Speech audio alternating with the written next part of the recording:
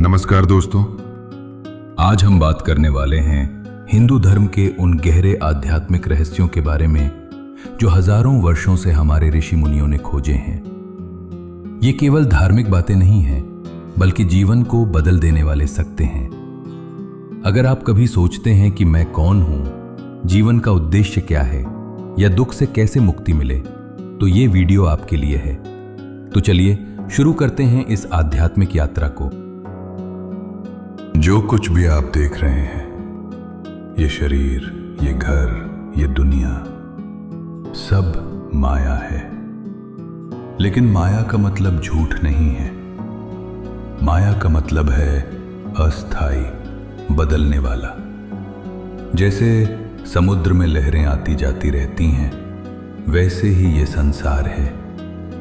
लेकिन समुद्र का पानी हमेशा रहता है। वो पानी है ब्रह्म, वो परम सत्य जो कभी नहीं बदलता। उदाहरण से समझिए, आप बचपन में अलग थे, जवानी में अलग हैं, बुढ़ापे में अलग होंगे, लेकिन जो इन सब को देख रहा है वो चेतना, वो कभी नहीं बदलती। वही आपका असली स्वरूप है।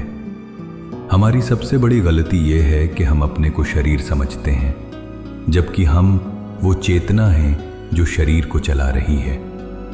हिंदू धर्म कहता है इस शरीर का कोई महत्व नहीं है, आपके नाम का कोई महत्व नहीं है, आपका मन भी कुछ नहीं है। अगर कोई चीज है तो वो है आत्मा, यानी आपकी चेतना जो आपकी सोच को देख रही है, जो आपके दुख को महसूस कर रही है, जो आपके शरीर को चलता हुआ देख रही है।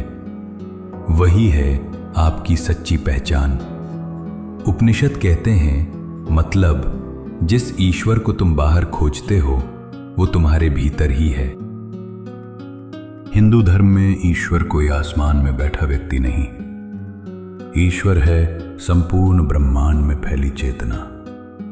शिव, विष्णु, राम, कृष्ण, दुर्गा, ये सब अलग भगवान नहीं, एक ही चेतना के अलग रूप हैं।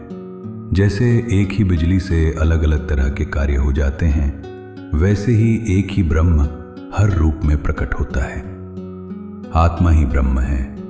आप सोचते हैं कि आप एक छोटे से इंसान हैं, सीमित हैं, लेकिन सच्चाई ये है कि आपका असली स्वरूप उस अनंत ब्रह्म से अलग नहीं है।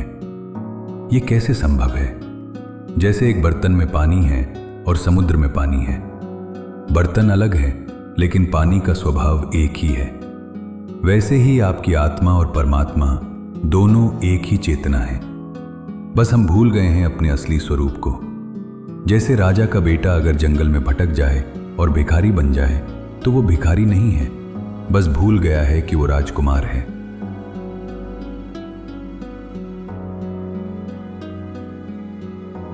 आपकी जिंदगी संयोग नहीं है।